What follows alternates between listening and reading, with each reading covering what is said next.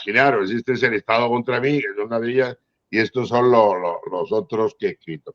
Y entonces le dije hace ya tiempo, le dije, oye, me haría mucha ilusión compartir contigo algún libro, alguna historia y tal. Y dice, bueno, pues de las saunas que tú sabes más que nadie. Digo, bueno, yo no sé exactamente.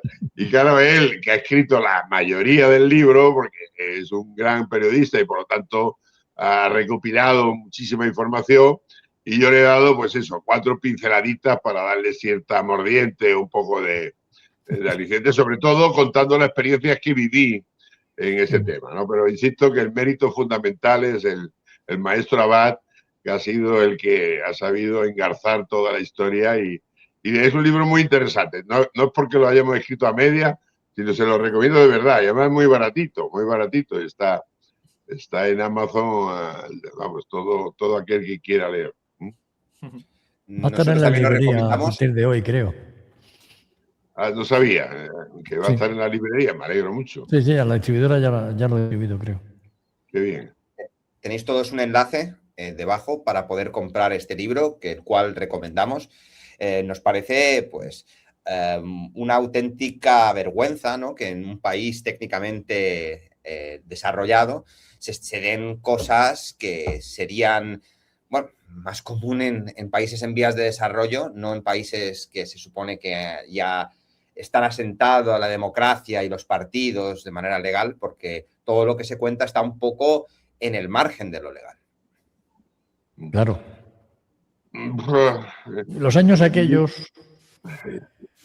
Bueno, si me permitís lo de al margen de lo legal, digamos que el mundo de la inteligencia es un mundo de grises, no es un mundo de blancos y de negros. Y los que trabajan en inteligencia o los que hemos trabajado en inteligencia, no es el policía o el guardia civil que tiene que cumplir estrictamente el Código Penal. Establece esa alegalidad, ese espacio de limbo que hay para conseguir información casi siempre con un interés superior, que es de la unidad de España, la seguridad del Estado, en fin, etcétera, etcétera. Y ahí es donde se enmarca, digamos, gran parte del contenido de este libro, ¿no? En cómo para conseguir información de personajes que podrían atentar contra la unidad de España o muy cerca de los terroristas y tal, el tener información sensible que les haga ser más débiles y que por lo tanto se puedan ser controlados. Ese es el fin primordial por el que se hizo los trabajos que se hicieron, digamos, con ayuda y colaboración del suegro del actual presidente de gobierno, el señor Sánchez. Otra cosa es que objetivamente uno sentado en un sillón mientras cambia de canal con su... dice, por favor, esto de poner micrófono y cámaras en sauna, no, cosa más terrible, ¿no? No, mire, casi todos los servicios de inteligencia existe un departamento que se llama Asuntos Húmedos. Bueno, el Asunto Húmedo es el nombre sarcástico que le dieron los rusos, ¿no?, al directorio 6, ¿no? Pero lo tienen todos los servicios de inteligencia, es decir, las debilidades que tenemos los humanos de cintura para abajo. Todos. Entonces, unos son homosexuales, otros son heterosexuales, otros son bisexuales y otros pues simplemente son patosos, ¿no? Entonces... Hombre, en este caso, lo característico de este caso y lo diferente es que generalmente los servicios secretos montan ayuda o se colocan y empiezan a espiar como pueden. Y este caso es que un señor que se hace novio del dueño de estos centros se mete en política y utiliza tanto el dinero como las cintas, como lo que allí se sabía, para escalar y llegar a donde ha llegado. No se comprende la llegada de Pedro a Moncloa sin haber sido el yerno de Sabiniano. O sea, sin la ayuda tanto del dinero en negro para su campaña y para otras cosas. Y vivir de eso, porque en principio este hombre no ganaba, vivía de ella, vivía del dinero de ellos. Se integró y entonces, bueno, empezó a tener conocimiento de todo lo que había. Con lo cual, en su momento, pues, como es hábil y es bastante más listo de lo que la gente se cree, pues entendió que eso era un filón y utilizando, o sea, sabiendo los políticos en general que iban a esos sitios, que este era el que estaba casado con la hija del dueño, pues tenía, y sabiéndose que se había filtrado, que ya se había grabado todo, porque se salió a relucir, pues todos se sintieron en deuda con Pedro y ninguno se le ocurrió y le ayudaron a ascender. Sí, creo que Javier, cuando dice lo de la legalidad, no se refiere tanto al trabajo que ejercía el servicio secreto con estas saunas, sino al propio Sabiniano, cómo puede tener un negocio opaco de gimnasio, sauna, pero que deriva un poco en prostitución. En aquellos años era así. En aquellos años, después de la muerte de Franco, pues todo ese vacío se cubría con la gente que tenía ciertas debilidades. Pues bueno, pues el tema del destape y todo ese tipo de cosas. Y bueno, pues una cosa llevó a la otra. Porque estos vinieron de Gordoncillo, que es un pueblo de León, y a montar negocios de tragaperras y recreativos y bares y cosas. Y fue uno de los hermanos, que es concretamente Conrado, que era homosexual, él iba a saunas. No la suya, pues nadie, o sea, de otras. Y le dijo a su hermano, oye, que el negocio esto de la sauna es de puta madre. Entonces, tuvieron la suerte, o sea, de coger un gimnasio y convertirlo en sauna justo al lado de la sede de Ferraz, de la sede del PSOE. Con lo cual, todo el lobby gay del PSOE, pues utilizaba ese sitio. Y los apellidos ahí eran muy conocidos dentro del PSOE. O sea que es una serie de carambolas, que esa carambola, aparte de que a algunos los ha hecho muy ricos, porque eso da mucho dinero, y da tanto dinero porque yo lo he comentado en algún otro canal. Yo en Almería estuve detrás de una mafia de Almería que tenía 3 o 4 prostíbulos, no tenía más. Le daba tanto dinero que montó un casino en San Petersburgo, con lo que le sobraba. O sea, que Sabiniano, que tenía no una unidad ni 3, que tenía un montón de encima en Madrid, que no es Almería, porque Almería tiene 140.000 la ciudad, o sea, estos son millones. Con lo cual, tú imagínate la categoría del sitio que tenía. Vamos, él iba con chofer y en un Jaguar. Me llamó la atención que en el prólogo del libro se afirma que recibisteis presiones para evitar su publicación. Claro. ¿Se puede saber quién os presionó y qué métodos emplearon? Bueno, siempre... Yo recibo muchas llamadas. Las presiones suelen ser desde sutiles, de para qué te vas a complicar la vida con la edad que tienes ya y tal, vas a tener con problemas, hasta que casi nadie quiere editar nada y que cuando estás tomando un café se te acerca alguien y te dice, tiene cojones con la cantidad de líos y tal, y que tal, y para qué. Es decir, eso es habitual. Y luego llamar a la familia y decir, hay que ver, tal... cómo este hombre se sigue metiendo en el lío con la cantidad de problemas que tiene y tal. Y es lo mismo que le ha pasado al amigo Joaquín, que además tuvo a él que huir de Almería, donde era un magnífico director del diario más importante y que pues, si no llega a escaparse lo hubiera matado el gángster aquel que además que había pagado un dinero importante por ese. Es decir, en el mundo de la información, cuando empiezas a hacer molesto, pues te estás apartando del relato oficial, ¿no? Y eso conlleva que todo lo que es la opinión sincronizada de toda la gente que quiere contar la misma historia, te sales del guión y no gusta, ¿no? Y no molesta, ¿no? Y eso es un poco la razón de... Pero bueno, a estas alturas de la película... también en el primer libro que he comentado, del Estado contra mí, que, insisto, a pesar de ser 500 y pico páginas, pues se ha vendido muy bien. Lo que pasa es que son muchos datos, muchas fechas, y además los acontecimientos más importantes de España, sobre el 11M, sobre el 23F, sobre el atentado de Carrero, en fin, cosas en las que participé, ¿no? No es que las he leído, y claro, no tenía más remedio que... Pero afortunadamente el bueno Joaquín me ha dicho, no, en vez de ese libro tenías que haber sacado 7 libros, porque del 11M nada más, el atentado del 11M, dedico prácticamente la cuarta parte o de tal. Claro, ya de por sí es un tema tan importante y por eso lo siguiente de los líos de la corona, sobre el tema de Bárbara Rey, sobre lo que investigó el señor Bleda de aquella chica actriz que Sandra, que pobre murió y tal, etcétera, que la mataron o que de alguna manera tuvo una muerte oportuna, ¿no? Por así decirlo.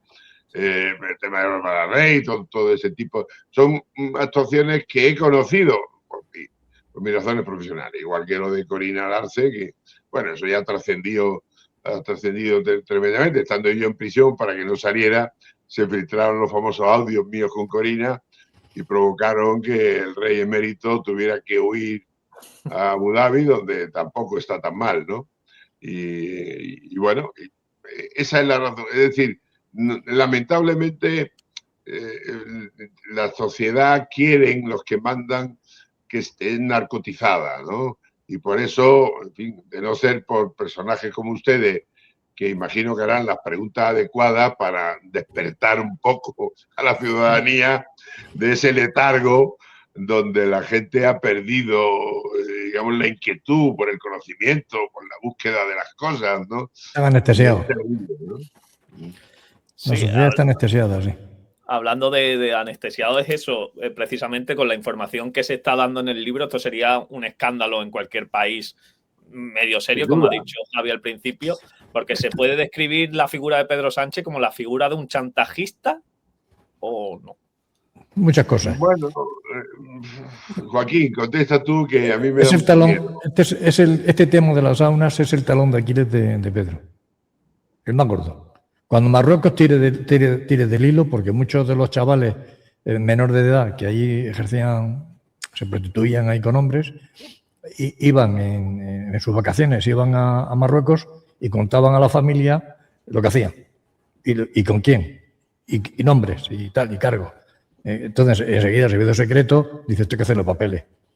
Es delito allí, con lo cual, en cualquier sitio, con lo cual hacen papeles, los meten en un juzgado, en un momento dado tiran del hilo y se monta el escándalo. Con lo cual, si hay que reconocer que el Sahara es marroquí, pues se reconoce para que no le tiren para que no tiren.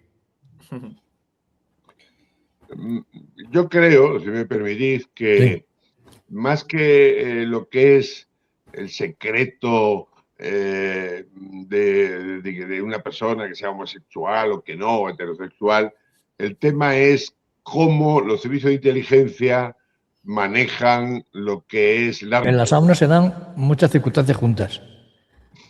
Primero, prostitución masculina. Que sea masculina. Segundo, dinero negro. Tercero, jóvenes menores de edad. Cuarto, que allá se utilizaba estupefacientes de dos tipos. Uno, para que aguantaran, y eso lo daba la organización, para que aguantaran largas jornadas laborales y luego porque se vendía también otro tipo de cosas. O sea que se dan muchísimas cosas juntas.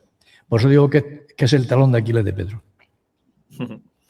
Lo intentaron con Adolfo Suárez, ¿no? Parece esta campaña mediática. Sí, señor, lo intentaron y duró 24 horas. Se descubrió que la señora esa ya tenía antecedentes por haber hecho lo mismo a un joven que poco más lo reinó, pero en el juzgado lo ganó y la condenaron a ella por denuncia falsa. O sea, era un montaje. El tema de las denuncias falsas, lamentablemente, que existen, debería de tener, sobre todo en lo que se refiere a las situaciones de maltrato de la mujer y todo ese tipo, cuando una mujer engaña una denuncia falsa para provocar quedarse con la custodia de los hijos, para chantajear al padre, y se descubre que es mentira, luego no les pasa nada. No, es que conserva la pensión. Conserva una subvención, además. La inmensa mayoría de las mujeres que realmente sufren esos malos tratos, es un daño tremendo el que le provocan, porque ya le provocan una duda cuando la inmensa mayoría, efectivamente, esta es una sociedad machista donde hay un perfil de señor que entiende que la mujer es de su propiedad y es violento y agresivo, y eso hay que eliminarlo como sea, ¿no? Pero también se debería perseguir a quien se aprovecha de esa de esa situación, ¿no? En las separaciones es que muchos abogados aconsejan a la mujer que denuncie por maltrato, aunque sea falso.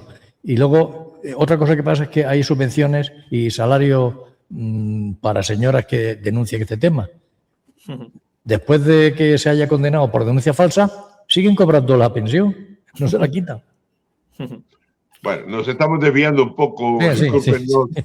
Nos estábamos desviando un poco No del pasa tema. nada, de todas maneras, que donde derive la charla, deriva. No, pero es que entiendo que ese tipo de solamente con personas como ustedes que permiten libertad de expresión y que se pueda incluso a utilizar términos políticamente incorrectos, se puede de alguna manera, pues eso, lo que cualquier sociedad debería hacer, es decir, hacer las preguntas correctas, hacer las cosas para que se despierte.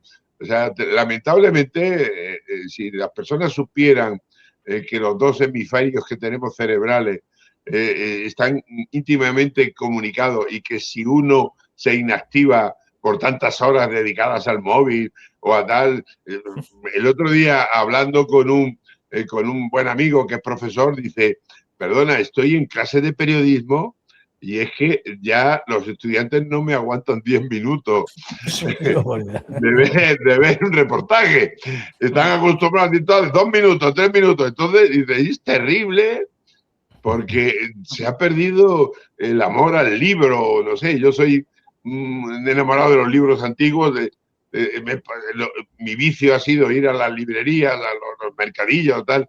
Y para mí el pensar quién ha leído ese libro, por cuántas manos ha pasado, o sea, todo eso es la esencia de la vida, no sé.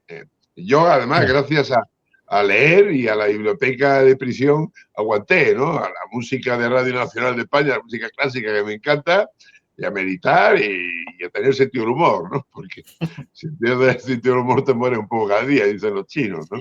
Entonces, se ha perdido ese entusiasmo, esa inquietud de cuestionar las cosas, ¿no? Y eso es lo que... O sea, el mundo ha avanzado cuando la gente no ha dado por hecho las cosas que le decían. Así de simple, ¿no?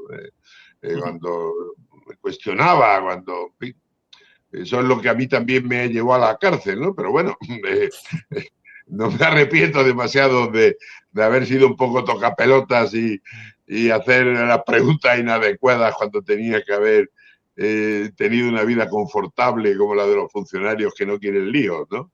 Yo me metí en demasiados líos y bueno, y aquí estoy, ¿no? Lo importante es no arrepentirse. Sin duda, sin duda. En el libro se describe una colaboración entre las saunas del suegro de Pedro Sánchez, Sabiniano, y la policía durante décadas. ¿Hubo órdenes políticas para mantener esa relación especial? Claro. Las órdenes políticas, mi experiencia, yo he trabajado... Los ministros estaban encantados. Vamos a ver, haré un poco mi experiencia. Yo soy un poquito mayor, como he dicho antes. Yo ingresé en el 1972 en el Ministerio del Interior, entonces llamado de Gobernación. Es decir, yo juré los principios del movimiento, porque entonces, para ser funcionario, estaba Franco vivo y había que...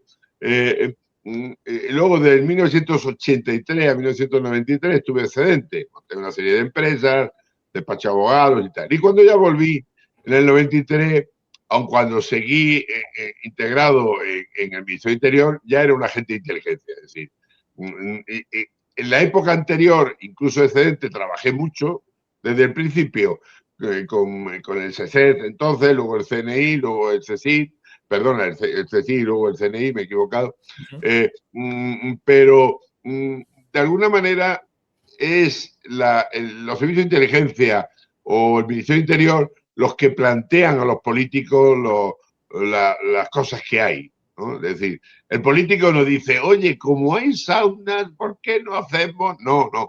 O sea, el Ministerio Interior, los servicios de información de Interior y los servicios de inteligencia del servicio secreto, pues dicen, oye, un momento, resulta que tenemos una información donde a las saunas tal, que hay menores marroquíes, brasileros, chaperos, que se llaman en el argot, de 15, 16, 17 años, resulta que van independentistas catalanes y van también gente que es proetarra, de HB, de tal, de Ribatasuna.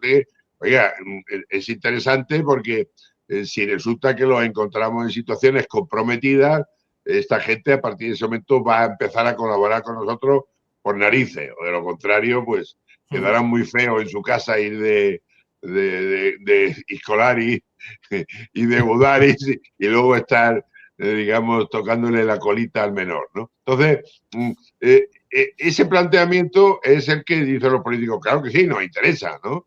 Claro que sí. Y eso empieza fundamentalmente en la época del PSOE, porque no olvidemos que yo he trabajado, por ejemplo, he trabajado muchos más años con el PSOE que con el Partido Popular, porque llevan más años mandando en democracia, ni más ni menos, ¿no? Entonces, lo que se les va poco a poco a los políticos es explicando las cosas, pero tampoco contándoselo todo, ¿no? Para que no se asusten, ¿no? Y también para no comprometerlos, porque es lo que se llama la negación plausible, ¿no? Oye, yo de esto no lo sé, por lo tanto no puedo decir que me lo he callado, ¿no? Si no me lo cuentan ustedes, y la gente, el político, por mi experiencia, quiere resultados, no quiere saber cómo lo has hecho. Esa es la clave, ¿no? Entonces, ante la pregunta suya, ¿daban instrucciones? No, de alguna manera aceptaban los planteamientos que se hacían porque esa información les venía muy bien para ellos luego tomar decisiones. Las decisiones últimas sí eran de ellos. La rentabilización de esa información sí eran de ellos. En la medida en que ellos luego, en su juego político, pues manejaban esa información y actuaban en consecuencia, ¿no? Bueno, y Rubalcaba cuando supo del tema dice, no, esto hay que ponerlo de puta madre. Y empezó a instalar allí cámaras ocultas en los detectores de humos y tal. O sea, la tecnología la mejoró un huevo, claro.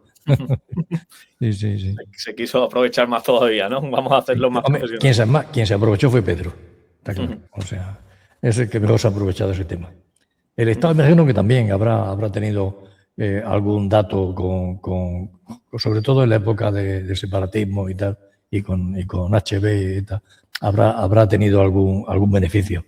Pero el más beneficio de España ahora mismo, de todo ese tinglado, bueno, el suegro porque ganó mucho dinero. De hecho, bueno, su fortuna es incalculable y no sabemos dónde está. Pero Pedro se aprovechó de la estructura económica y de que los políticos sabían que él tenía acceso a la filmoteca. Porque se vinieron todas las noches, lo que hacía era una copia de todo lo que se había grabado para la policía y otra copia para el servicio secreto, para el CNI. Y el original se lo quedaba. Claro. A mí me salta una duda hablando de la prostitución un poco de menores, y la sensación que tengo como ciudadano es que existe cierta inacción policial en estos entornos donde se sabe que se está abusando de estos menores. En este caso tenían bula, porque colaboraban. O sea, está claro. Y es más, yo creo que hasta le quitaba la competencia. O sea, si alguien ponía otro sitio de una competencia, se presentaban a la policía a darles por saco y le aconsejaban que lo dejaran. O sea, vamos, es lo que pasaba en mi tierra de Almería. En mi tierra de Almería había cierta relación con la policía también y le quitaba la competencia al señor jefe que manejaba aquello. Entonces, claro, a Sabiniano le venía muy bien. Él sabe que tenía a la fuerza de seguridad a su lado. Lo tenía protegido. De hecho, si había un follón, porque siempre en esos sitios puede haber escándalo. Entonces, bueno, pues que cuando llegue la policía no pase nada y se archive el tema y no vaya al juzgado, pues eso viene de cine. De hecho, Villarejo tiene una anécdota porque parece ser que hubo un tiroteo en una de ellas y estuvo a punto de... Bueno, una anécdota que tú conseguiste y que plasmaste en el libro y que de refilón me la endosó a mí, pero bueno, yo encantado. Resulta de que yo ya estaba en prisión, yo ya estaba en prisión, por lo tanto, yo no tuve nada que ver, ¿no? Porque además estaba las 24 horas y las intervenciones telefónicas, el director de la prisión decía que yo ponía en riesgo la seguridad del Estado y me tenía intervenido el teléfono, vamos, hasta los encuentros íntimos con mi esposa lo grababan, porque además quedó reflejado en los partes y decían encuentros íntimos, sin novedad, ¿no? Yo algún día le preguntaba al funcionario, oye, ¿esto quiere decir que he quedado bien, que he quedado mal? Entonces, en este caso lo que ocurrió es que cuando se estaba preparando la moción de censura, un poquito antes de mi detención, ahí me detienen el 3 de noviembre de 2017, en septiembre yo tuve información de que se estaba preparando todo esto. Y tuve una entrevista con Cospedal, que además creo que está por ahí algún audio, ¿no? Entonces yo le dije dos cosas. Le dije, oye, el San Roldán se ha vuelto loco, este tipo, la ha tomado conmigo, claro, el jefe del servicio secreto, y tú eres la ministra de Defensa. En teoría tú eres la jefa de él. Este es un general, además retirado ya, jubilado. Por lo tanto, oye, entre otras cosas porque también te va a afectar a ti como salgan a la luz determinadas cosas que hemos hecho, como al final ha terminado, ¿no? Y digo, y además os van a preparar una moción de censura. ¿Pero qué dices? Es una tontería y tal. Bueno, y lo habló con Rajoy, claro, Rajoy como la había engañado Soraya porque ella pensaba que se iba a quedar de presidenta en funciones, pues ahí estaban todos engañados. Entonces, en enero del 2018, estando yo en prisión, resulta que un día a las 5 de la mañana aparece un sujeto, se lía a tiros con el cristal blindado de una de las saunas porque quería coca y decía, oye, a mí me han dicho que cuando se acaban los camellos en toda la zona que se van a dormir, vengo aquí, que aquí me dan coca. Entonces el portero, que debía ser nuevo, o yo qué sé, creo que era un serbio, en fin, un señor así con un peculiar sentido del humor, lo echó a patadas y tal, tipo que llegó con el revólver y tal. Entonces interviene la policía, lo detiene, pero los informes policiales son mucho más profundos de lo que, en vez de decir, había un tipo, un tiroteo, no, cuentan de quiénes son las saunas, quién es el dueño, quiénes son no sé qué, o sea, dan todo tipo de detalles mucho más allá de la intervención en sí. Y entonces, Joaquín, que es un malvado, dice, eso es el espíritu de tocapelote de Villarejo, que desde prisión a sus subordinados les mandó el input para que fastidiaran la cuestión, ¿no? Y claro, ¿qué pasó? Que inmediatamente el comando Rubalcaba, ¿no? Que la gente decía que yo formaba parte de él. Yo tuve el honor de trabajar con él y para mí un señor que me merece todo mi respeto. Claro, toda esa cúpula de comisarios que había tal, que hicieron, que ya estaban en la pomada, dijeron, un momento, como salga esto a la luz, los melifluos del PNV, que son todos de misa diaria y tal, pues, ¿cómo vamos a hacer presidente a uno que su suegro tiene sauna y que su mujer es la hija de tal, en fin? Y taparon por los pelos, digamos, taparon ese informe que no salió hasta mucho tiempo después, ¿no? Cuando ya era presidente, ¿no? Entonces eso es lo que quiere decir Joaquín, que es un malvado y que cuando ha recuperado de las hemerotecas ese tema, pues obviamente, y yo luego después también hice mis investigaciones y efectivamente he hablado con algunos de esos colegas, algunos ya retirados, jubilados, y me dice, sí, el susto que se llevó a todo el mundo. Me dice, eso fue en enero y la moción de censura creo que fue en mayo, junio. Y claro, decían, como salga esto, lo del PNV, que son todos de misa diaria, todos luego, o sea, son como eran algunos de los etarras, ¿no? Mataban por la mañana y luego iban a confesarse por la tarde, ¿no? Porque esa es la ventaja que tienen los que son muy meapilas, ¿no? Que hacen todas las maldades del mundo y luego confesándose ya se han perdonado, ¿no? Y pasó eso, y esa es la anécdota que en plan malvado, como siempre, el amigo Joaquín comenta, en fin, dicho eso con todo el cariño, ¿no? El término malvado, en plan irónico, ¿no? Hombre, es una pedazo de anécdota, la verdad. Sobre el asunto de los menores, por indagar un poquito más, si no os importa, a mí lo que me da miedo especialmente es el conocimiento que tenían los Gómez de la presencia de menores de edad y hasta dónde llegaban estas prácticas, que a priori puede ser uno de los peores crímenes que alguien puede cometer. Sí. Vamos a ver. Yo entiendo que efectivamente hoy en día está muy sensibilizado todo el tema de menores, pero el problema es que la prostitución en España no está prohibida. Lo que está prohibido es el proxenetismo, es decir, el proxeneta, el que explota en la prostitución. Y con una gran habilidad, en la familia Gómez lo que tenía era saunas gimnasio. Se anunciaban como lugares poco más o menos que para cuidar la salud, ¿no? Y como consecuencia de eso, ellos emboscaban ese posible proxenetismo a base de decir, oiga, no, yo les dejo aquí, les cobro la bebida y les cobro la habitación, pero lo que haga el señor, cuando en realidad la información es que yo tuve... Llegó a la mitad. Era que la mitad de los beneficios iban a parar a la familia. Y claro, a partir de cierta edad, el mantener sexo voluntariamente no es delictivo.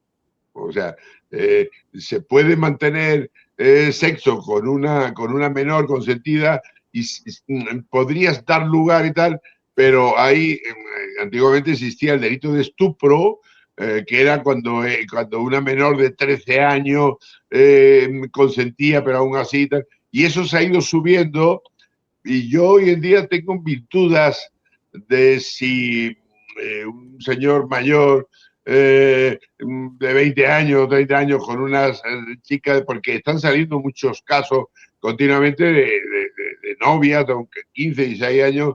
¿Qué pasa? Que está cometiendo delito el novio. O sea, es un tema que ahí es escurridizo. Lo que sí es cierto es que todo el tema que conlleva, digamos, la ruina moral, de prostituir por necesidad, como ocurrían con estos chicos que no tenían dónde vivir, que muchas veces estaban en la calle como chaperos. Claro, ustedes son muy jóvenes, pero justo cuando viene el destape, cuando se muere Franco, empieza el destape, la homosexualidad que estaba muy perseguida en guetos, en rincones, en oscuros, pues todo eso empieza a salir a la luz. Y la Castellana, que es la calle más importante de Madrid, se llenaba de chaperos. En el Café Gijón paraban coches impresionantes para recoger a los menores, a los chicos, ¿entiendes? Y eso, como ha dicho muy bien Joaquín, en un tiempo de destape, de necesidad de desahogarse, pues fue un poco la corriente que alimentó a todo este negocio de estos señores, que con gran habilidad, como he dicho antes, Conrado, Joaquín, fue, yo creo que fue el hermano mayor el que era más homosexual o realmente homosexual, el que frecuentaba esa sauna y que dijo, oye, Conrado, esto puede ser un negocio. Y luego fue Conrado el que introdujo el tema porque él era de extrema derecha y conoció a un policía que estaba infiltrado en los grupos de extrema derecha en una brigada que se llamaba Brigada de Interior o Brigada Antigolpe, para evitar que hubiera otro golpe de Estado como el que hubo el 23F. Y entonces ahí había una serie de policías infiltrados. El señor Bleda, además, creo que habló no hace mucho con ustedes, hablando de un tal Alberto Elías y tal. Pues Alberto Elías, que murió también de una manera un poco extraña, el hombre de un infarto en Aruba, creo, con 40 y pocos años. Pues él es el que, digamos, diseña esa brigada antigolpe con policías que se infiltraban en los actos, en fin, a uno de ellos, que es el que contacta con Conrado, policía para mí bastante importante, ¿no? García Castaño, le llamaban el Blasillo, ¿no? Porque era por Blas Piñar, ¿no? Porque iba a todos los mítines. Estaba infiltrado en Fuerza Nueva. Del miembro del partido de extrema derecha, que era Blas Piñar y tal. Entonces, todo eso es lo que configura, claro, leer, hacer una lectura de cómo era la España del final de los 70 con la España de 2026, pues podría ahora chocar un poco más, ¿no? Pero hay que integrarse un poco en todo ello para entender un poco cómo fue y por qué surgió y por qué se desarrolló y por qué se enriqueció la familia Gómez gracias a eso, a esa necesidad que había de liberar un poco, pues, el salir del armario, ¿no? Como se decía, ¿no? Y los servicios de inteligencia infravaloraron un poco a la inteligencia marroquí, al ser menores marroquí los que se introdujeron en esta sauna y jugando con información sensible, dándoselo al país vecino. Joaquín, ¿contestas tú o contesto yo? Que no quiero. Yo creo que vamos a ver, lo que hizo el Servicio de Inteligencia Español utilizaba, imagino yo, guardaría el archivo y tendría sus archivos para cuando lo necesitara. Lo que sí pasaba es que la inteligencia marroquí era muy hábil y lo que hizo fue, una vez que descubrió cómo funcionaba y que eso funcionaba así, pues empezó a mandar jovencitos que eran agentes para que grabaran, les sonsacaran a los políticos y tal, y a altos cargos, y tenerlos chantajeados. De hecho, bueno, pues si tú miras todos los señores, los altos cargos que tienen, que son ahora son forofos de Marruecos y no paran de decir que sí, que sí, que el Sáhara debe de ser marroquí y tal, si miras esos nombres, pues son los que estaban en la sauna. Y posiblemente estén chantajeados por el servicio secreto francés, que es mucho más, no tiene complejos, no es como en España, no tiene el servicio secreto, es más discreto. El servicio secreto marroquí, pues como aquello no es una democracia realmente, lo que hay, pues trabajan de una manera totalmente libre y sin complejos. Sin duda, el servicio secreto, nuestro CNI, es muchísimo más importante y más eficaz que el marroquí, sin duda. Sobre todo, en fin, tengo una profunda admiración por el CNI, fundamentalmente por el 10, el 15% de los que son agentes de campo, ¿no? Los que están jugándose la vida y que algunos luego son héroes que terminan asesinando, como dirá. La verdad es que el problema que tiene cualquier servicio de inteligencia occidental es que tiene ciertas normas, aunque están para pasárselas cuando pueden, pero claro, están mucho más encorsetados que el de una dictadura, que no tiene que dar explicaciones a nadie, ni siquiera hacer un paripé como el que tenemos aquí, que hay un juez del Supremo que de vez en cuando le enseñan cosas para que, no sé para qué, porque el que un juez autorice a un espía a hacer algo, si luego no te puedes defender de lo que ha obtenido el espía, pues, ¿para qué sirve? No lo entiendo, pero bueno, es una forma de decir que hay un control, entre comillas, ¿no? La verdad es que no lo hay. Y prueba de ello es que llevan 3, 4 años que no dan explicaciones ni siquiera al Congreso, ¿no? Y cuando alguna vez han ido, como esta última, antes de destituirle a Paz Esteban, cuando le preguntaron, creo que le preguntó uno de los encargados de control, no sé qué, y le dijo, esto no se lo puedo contar, ¿no? Entonces, me hacía mucha gracia cuando me lo decía a mí el congresista, y yo le dije, ¿y por qué no le dijiste? Entonces, ¿a quién se lo cuenta? A Dios, ¿no? Porque si no le cuenta lo que hace a los representantes de la ciudadanía, ¿a quién se lo cuenta, no? Claro, el tema es que determinados directores de inteligencia están convencidos de que ellos son el Estado, ¿no? O que son un Estado dentro del Estado, ¿no? Como decía San Roldán, ¿no? Y que no tienen por qué aceptar normas. Pero por lo menos hay una apariencia de normas, cosas diferentes a lo que ocurre con Marruecos. Insisto, ese 15%, estos son muy burócratas, están todo el día, son muy eficaces, son muy buenos profesionales, pero claro, tienen pues principios y convicciones democráticas y por lo tanto no son los marroquíes que lo mismo entran como médico donde estaba el Gali, el Brahim Gali, el del Frente Polisario, para informar a tal, que secuestran o matan, como han hecho aquí en España, a algunos miembros de la familia real marroquí o algún disidente, tranquilamente lo eliminan y no pasa nada, ¿no? Ellos han estado formados por el servicio secreto francés, por una parte del servicio secreto francés, que se llama Operaciones Especiales, dentro de lo que es la Dirección General de Seguridad Exterior, que es el Servicio Secreto Exterior, luego está el Luxemburgo, que es el que lleva los temas interiores. Entonces, en Marruecos también existen dos servicios, ¿no? El interior, que es la Dirección General Territorial, y luego está la Dirección General de Estudio y Documentación, que es la que se encarga de los trabajos exteriores. Aquí hay muchísimos más agentes marroquíes ilegales que miembros del servicio secreto nuestro, y con una característica, y es que todos los marroquíes que viven, que ya son 1 millón en España, están presos, digamos, del servicio secreto marroquí. ¿Por qué? Porque su familia están en Marruecos y saben que si no colaboran con ellos terminan en Kenitra, que es la cárcel más terrible que hay en Marruecos. Entonces, no tienen más remedio que colaborar, no tienen más remedio que trabajar para ellos. Y por lo tanto tienen dimensionado tremendamente. Claro, cuando el Servicio Secreto Español y el Ministerio del Interior trabajaba consiguiendo información, lo que no contaba probablemente es que esos jovencitos marroquíes, cuando iban de vacaciones a su casa, se los contaban a su familia: mira, papá, que dinero tengo porque he dejado que un señor me toque la pelila y tal, no sé qué. Y claro, y el señor es ministro.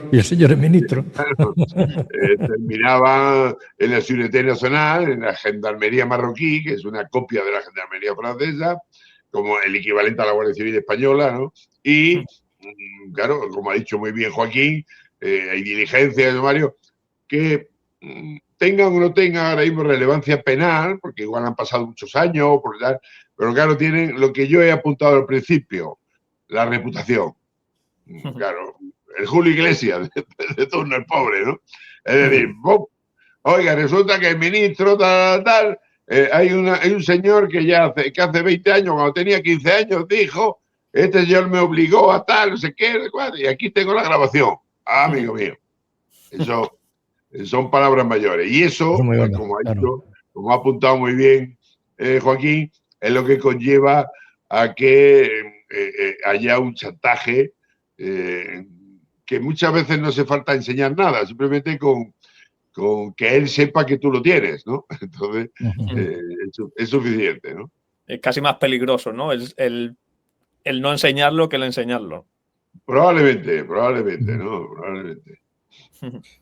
Hablando de peligros, perdona, David, es que me viene a la cabeza si ha habido grabaciones secretas con micros activados por voz, tarjetas SIM, acceso remoto. Y vídeos, sí, y vídeos. Y vídeos también. ¿Cuánto de ese material existe a día de hoy y en posesión de quién se encuentra? Hombre, se supone que los servicios policiales tenían sus copias. 40% se encriptó, se descriptó. No, es otra historia. Lo que se ha desencriptado es lo que le incautaron a... Pero eso no tiene nada que ver con las saunas. O sea, no... Sí.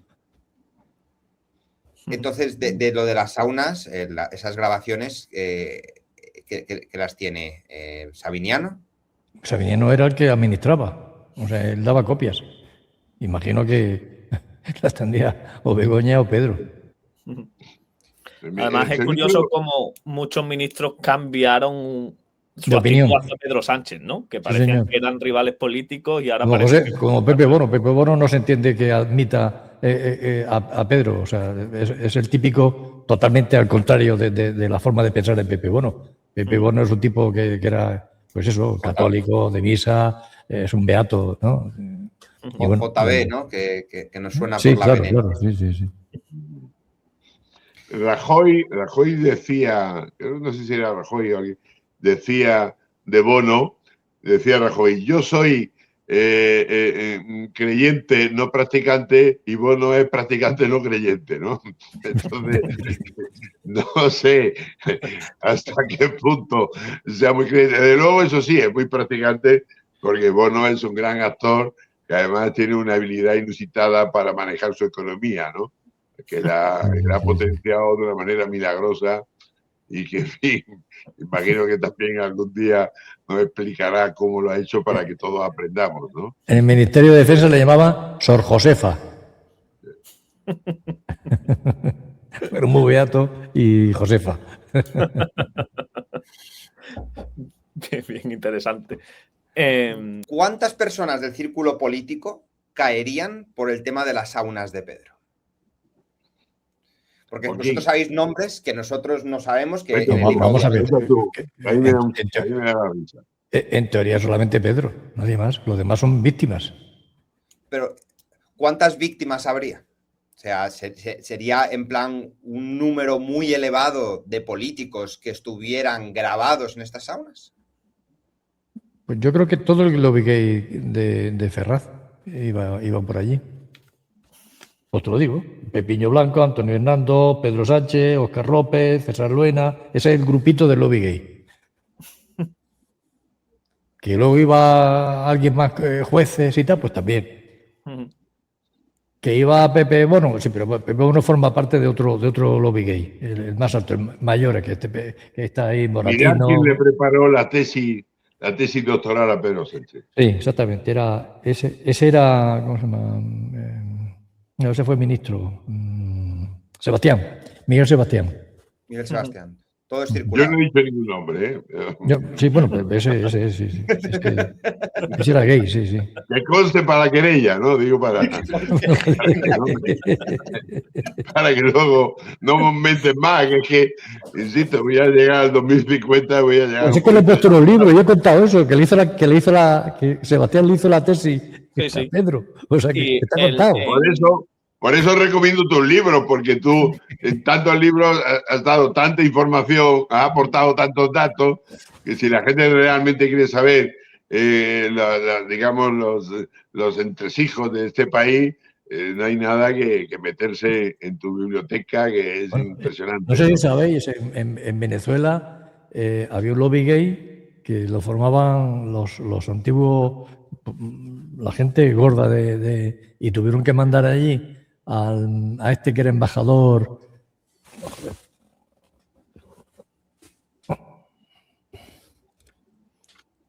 Raúl Morodo. Pedro Sánchez creo que también mencionas a... Raúl Morodo lo mandó Pepe Bono, que Pepe Bono es del clan de y de Moratino y tal. Lo mandaron precisamente para que se introdujeran en el lobby gay venezolano y hacer negocios. Y ahí salieron las patrullas, los aviones y todos los negocios con Venezuela. Empezó por ahí. Claro, o sea que los lobby gay funcionan. Morodo, Bono y tal, le llamaban los tiernos, porque eran del Tierno Galván. Eran el partido que prácticamente no saca votos y se integra dentro del Partido Socialista, y a partir de ahí empiezan a escalar puestos, ¿no? Todos ellos eran pues un poquito meapilas aparentemente y tal, pero luego tenían esa problemática, ¿no? Yo tengo una pregunta para Joaquín. Estuve viendo un directo que hiciste con Laura Rodríguez y Bleda acerca de Begoña, y cuando Bleda se disponía a hablar un poco más de Begoña con su viaje a Dominicanas y tal, en ese directo, no sé si es casualidad o tal, como que le frenas un poco a Bleda y dice, bueno, eso déjalo, como que no quieres hablar mucho del tema. Déjalo para el libro, ¿no? Para el libro que vas a escribir. No, a mí realmente me da pena Begoña. Begoña ha sido la que ha, o sea, gracias a Begoña Pedro está arriba, pero yo creo que Begoña es una víctima de Pedro. ¿Por qué lo piensas, Joaquín? Vamos a ver, Pedro se fue con ella por el dinero. O sea, Pedro vivía en un piso de 40 metros cuadrados, la conoce en una fiesta y ve que la otra cómo vive en un piso de 300 metros y se plantó allí en su casa a vivir con ella y ¿por qué Pedro me ha aprovechado? Pero ella lo aceptó, ¿no? O sea, apenas... Perdona, se le iba a caer, vamos, estaba enamoradísima, claro, así que las chicas se enamoran, se le cae la baba. Yo creo que, interpretando un poco lo que dice Joaquín, yo creo que es que ella es víctima porque de no haber sido la esposa de Pedro Sánchez, su familia y su negocio hubieran pasado desapercibidos, como la inmensa mayoría de negocios similares que hay por España. Es decir, Han salido a la luz de esos negocios, la sauna, se han mirado con lupa, hasta, pues eso, el Bancal de Rosas, la famosa fundación esa que montaron para financiar las primarias en el 2017, donde se ha visto el propio tesorero ha reconocido que ni afirmo ni niego que el dinero importante lo trajo Sabiñán. Y todo esto, de no haber sido porque Pedro Sánchez ha llegado a presidente de gobierno, pues hubiera pasado desapercibido. Y por lo tanto, toda la dinámica que ahora preocupa a Begoña, con todas las consecuencias, pues no habría ocurrido de no haber sido por las circunstancias. Entonces, ahí es donde yo creo interpretar que Joaquín dice que en el fondo ella ha sido una víctima. Claro, hay que entender un poco, una señora criada en un ambiente donde se ve normal, ¿no? Que su padre venga todos los días con la recaudación y ella recaudaba y daba sobre, o sea, que ya lo veía. Eso, o sea, y entiendo un poco que no haber estudiado y llegar al presidente de gobierno, pues yo también quiero. Y por eso socialmente quería no ser... quería el prestigio social que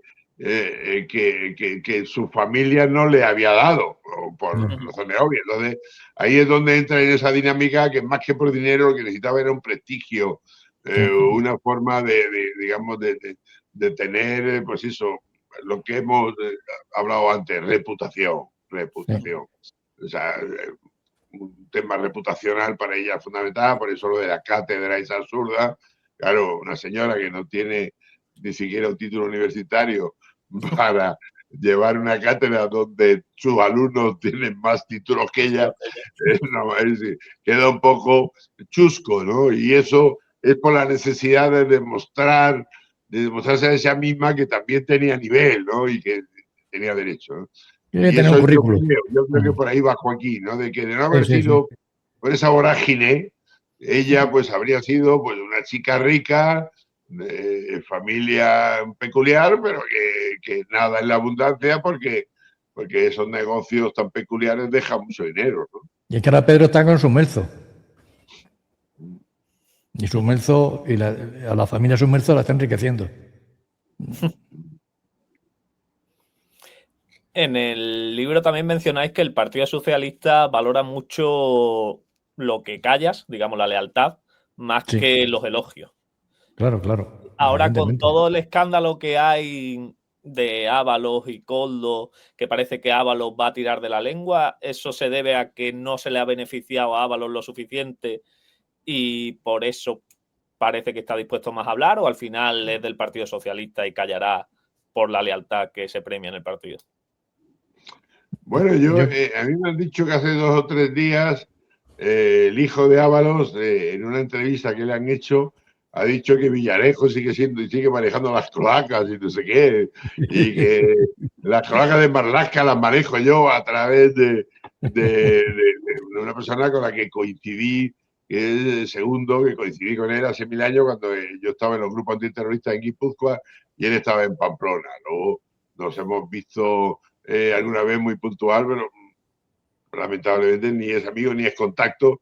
Y además Marlaska, nada más llegar a ser ministro, fue de los primeros que dijo: voy a acabar con todas las cloacas de Villarejo, que es un delincuente y tal. Y donde mi abogado entonces le dijo: oiga, señoría, usted es juez y usted también sabe lo de la presunción de inocencia. Primero que condenen a mi cliente.